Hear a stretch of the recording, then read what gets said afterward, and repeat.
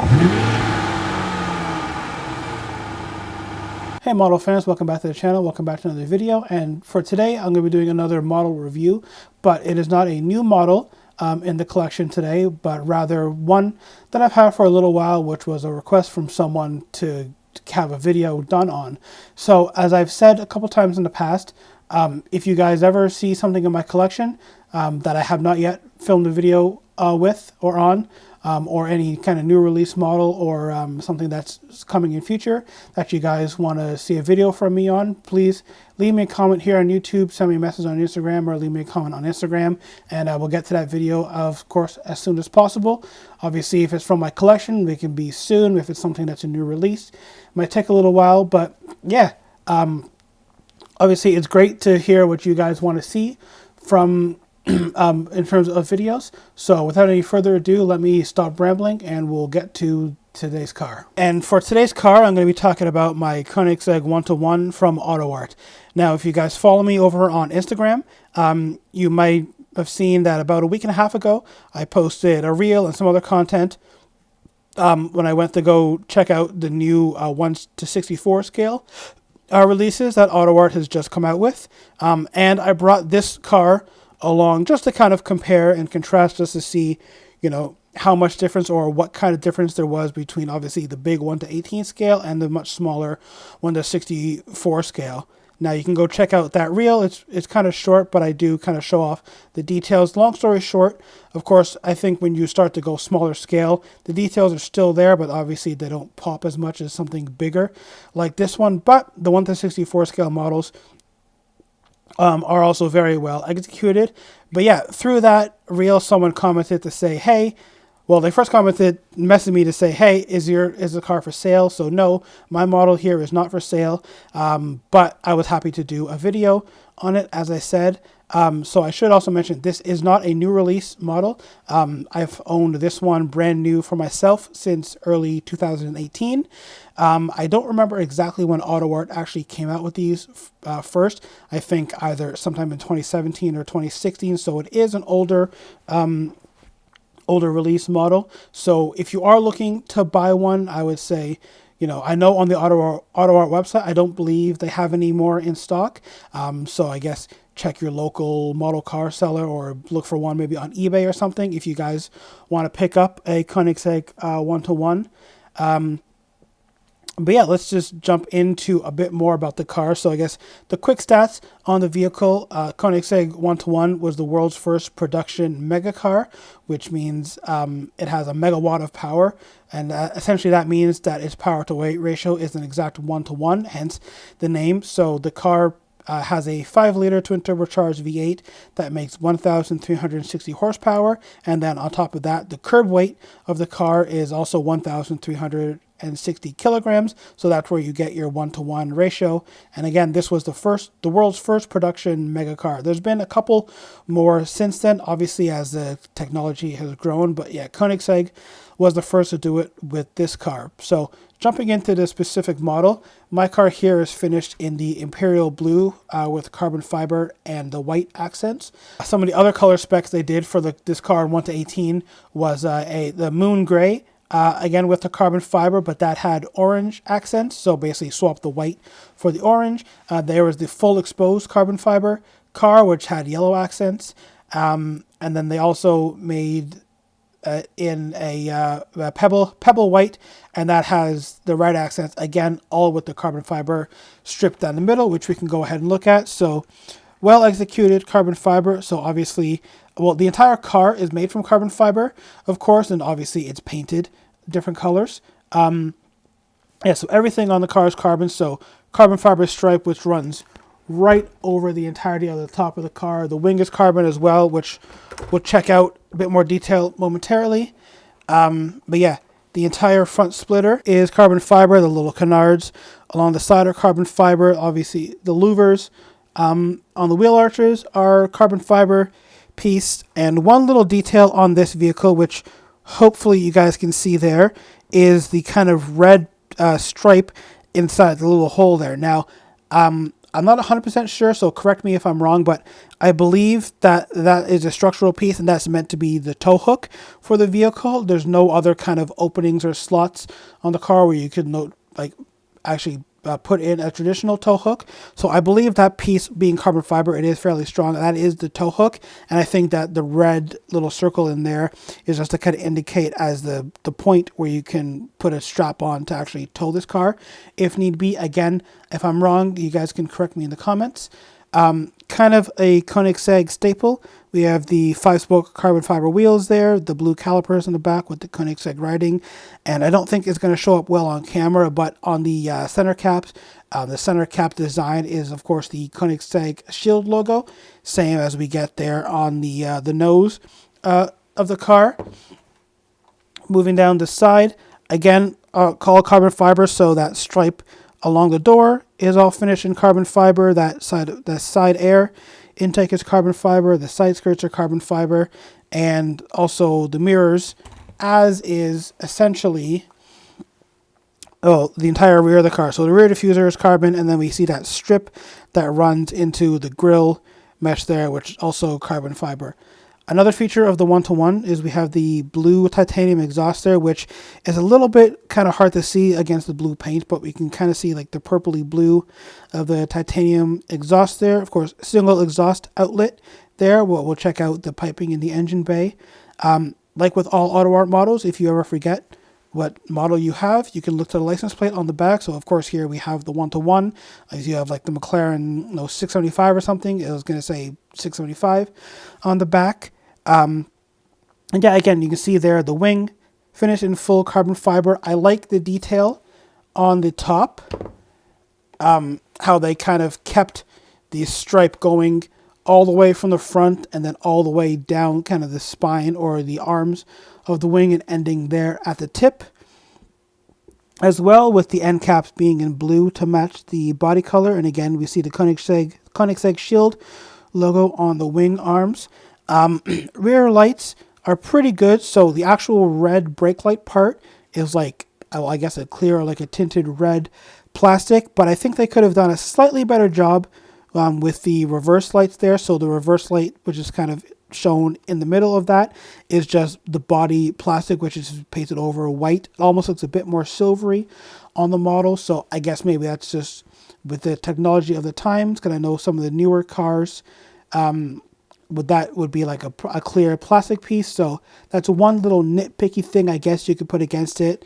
Then sort of those rear red lights are nice. You can see a little bit through the mesh into the engine bay, which we will check out momentarily here. But if I set the car back down for a moment, of course, all Koenigsegg, if you guys didn't know, are convertibles. So we can take the roof panel off here. Now, one thing with my model here, and I don't know if this was across the range or I just maybe got a bit unlucky, so you can kind of see there, if I try to make the roof sit flush, it doesn't really go either way. So there's two magnets at the top, which is supposed to hold it in place. There's two magnets on the roof, obviously, that correspond with it. So if I line up the front nicely there, you can see how there's still a raised gap at the back.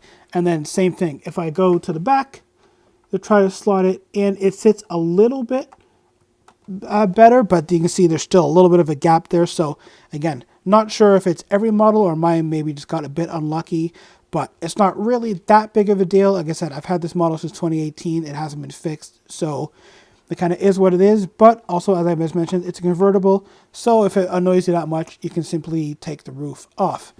Now, one thing to note on sort of the more regular Koenigsegg's, if you will, like the Agera or the Regera, you can open up the front, and on the real car, and of course on the model as well, you can store your roof. But because this is basically race car, there's no room in the front because you have the piping system here for the aerodynamics, and obviously your roof is not going to fit in there, so you can't actually store your roof piece for your one-to-one in your car on there. But we can see all the nice carbon fiber details in the front of the car as well. Of course, as I mentioned, the entire car is carbon fiber. Come around to the back here quickly and we can check out the engine bay. It might be a little hard to see all the details in there, but let's just lift it up gently so you can see there how the piping for the exhaust kind of takes from both cylinder banks. Obviously it tapers down into the one exit tip there. It's a little hard to see all the details. I will put up a picture so you guys can see kind of the full detail of the engine bay, but basically you have the engine up top there. It's covered by a carbon fiber cover, so you don't really see much of anything there. And then we can see all the crazy exposed suspension work. So Koenigsegg with their patented triplex suspension. I'm not even going to attempt to try to explain how that works, but I know it's a Koenigsegg developed and patented system, and the way that these cars handle is just frankly awesome. You can see the massive rear tires there. I don't remember what the actual tire size is, but I know Koenigsegg's have massive tires. But again, when you have a 1,360 horsepower car, which is powered only by the rear wheels, you're going to need some sticky rubber back there. Okay, so of course, one of the party tricks with Koenigsegg is their insane door design, or the Dihedral doors, as they are called. So you guys may know that they come out and they pivot forward, so you can do that on the model. So basically, I'll just do the driver's side here. So you basically reach in, gently pull the door all the way out as far as it will go, and then you can just pivot the door forward. Now, you might see that the glass from the window is going to touch on the front of the car a little bit. If that happens, you can go ahead, be gentle, of course, but you can kind of maneuver the door and move it, position it so that you can open the door there, and there's just the slightest gap between the window, the top of the window, and the front clamshell. But happily, if you've done it right, you can still open up the front of the car. It's a little stiff, so be careful. But yeah, if you do it right, you can actually still open up the front of the car, which is obviously cool if you wanted to display your model fully open. And just to show quickly, I won't open the other door, but you can see how the Koenigsegg kind of goes into a bit of a Transformers mode.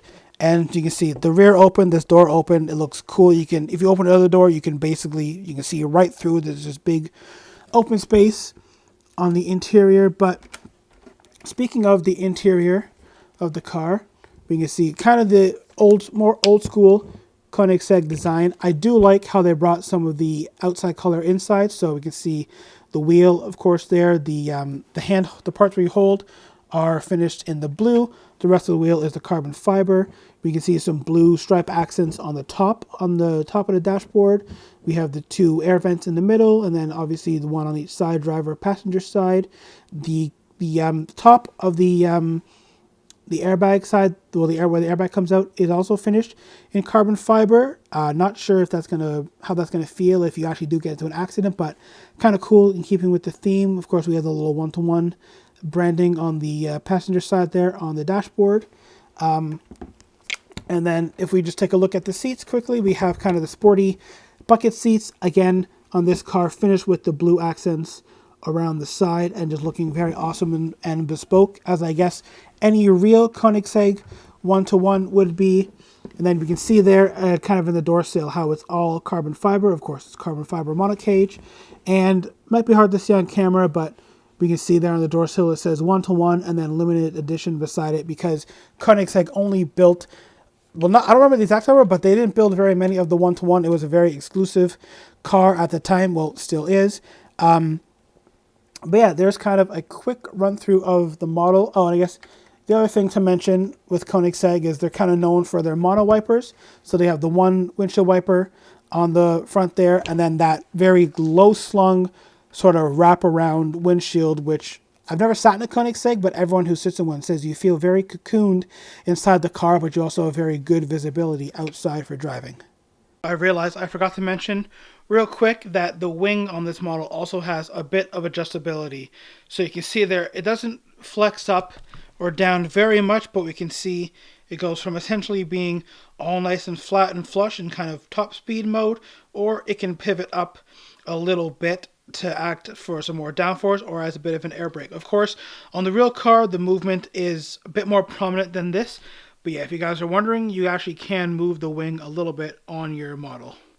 So there we go, everyone. There's kind of a quick little overview of this 1-18 Koenigsegg one-to-one. Now, just to go back track. I don't remember exactly how much I paid, but I think when I bought this new in 2018, I think I paid right around $300 all in for this model. Of course, I'm not sure what they are worth now on the secondhand market or even brand new. If you can find one brand new, you should be paying around the same price. But, you know, if you find one on eBay, if you guys buy anything on eBay, you know that people try to upsell stuff. But I would imagine that if you find one of these in-box brand new, that the values have gone up. So I guess that's one thing to keep an eye out on. So the only other question at this point to ask is, would you display your one-to-one with the roof off or with the roof on? Again, I know mine doesn't quite light up perfectly, but there we go. Oh, and actually, speaking of the roof, one more quick thing to point out is that it does actually have glass on the top. So if you get the regular Agera, you don't get the roof scoop, so you have the full, I guess, open glass, which you can see there on the bottom as well. But you lose a bit of visibility, but you still get some light in there. And of course, you have the roof scoop, which I believe is actually functional on this car. And let's just be honest, roof scoops just look way cooler. So like I said, there we go, guys. That's going to do it for this review. Don't want to make it too long. Again, someone requested that I make this video. So to that person, hope you enjoyed the video. To everyone else, hope you guys enjoyed it as well. As always, if you did enjoy it, please give me a thumbs up. Comment down below if you have one of these, if you want to pick one of these up, maybe this or the 1/64. Scale models from AUTOart as well. Both are a great option, I think, for any collection. And with that said, if you're not already, please follow me on Instagram to see everything that happens with the collection first. And again, comment what videos you want to see more of in future. And I will see you all in the next one.